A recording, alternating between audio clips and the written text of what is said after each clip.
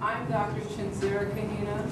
I am the Managing Director of Perankh Institute. I have a published selection of poetry called The School of Ancestral Wisdom. I'm going to share a selection by an author that most of us know here as H.H. Lake. His African name is Lasana Sekou. He is hailing from St. Mark's, and he is the director and founder of Mahesi Publishing. And this particular piece I'm going to share is a piece that he wrote for inclusion in Dr. Gloria I. Joseph's new novel, On Time and in Step, Reunion on the Glory Road. And it's called Liberation Theology. It's a bit sharp, so I'm going to go through it as swiftly as I can. In Para, Brazil, a lawyer said military police invaded the house of a peasant farmer, raped his daughter while the family watched, and made him, the farmer, whose father could as well have been a carpenter, carry a heavy cross for 4 miles until he collapsed with exhaustion. And still, you mean to tell me that you have not seen a Nazarene? In Cuba, before the triumph of the revolution, before Martí and before Madre Mariana's Concepcion of Maceo, lived Jose Antonio Aponte, who rose phoenix-clad macheteros against the death-white tyranny of slavery in a sparkling sun-dawn battle they called the Conspiración de Aponte. He was captured, he was quartered, his head placed on exhibit, and his hands nailed to a tree.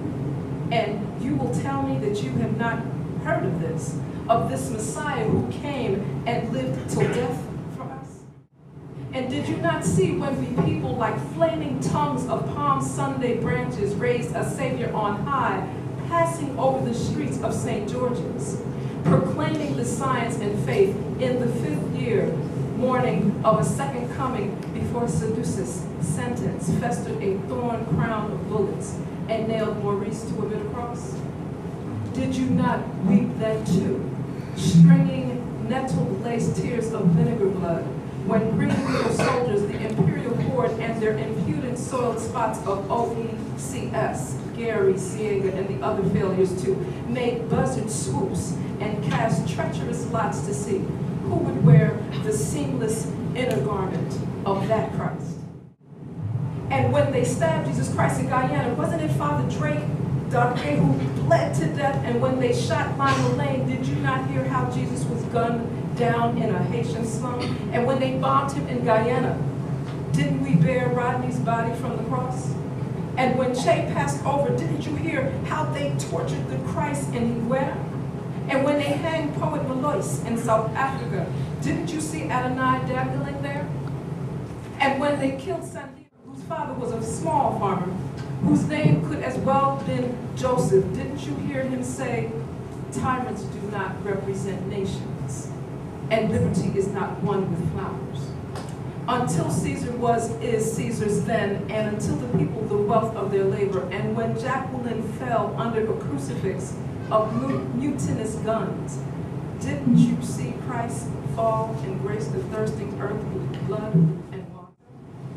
And didn't you hear the child as a rainbow arching from within her womb? The child, people say, was within her. She carried her within her. Didn't you hear that child say, it is done? Didn't you hear that child say, it is done?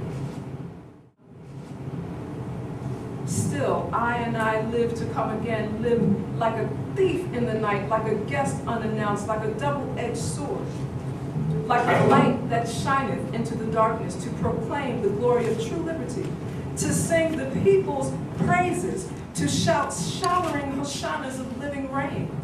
And still, you mean to tell me that you have not yet seen the lights of the Nazarene? I'm really honored to share that piece with you.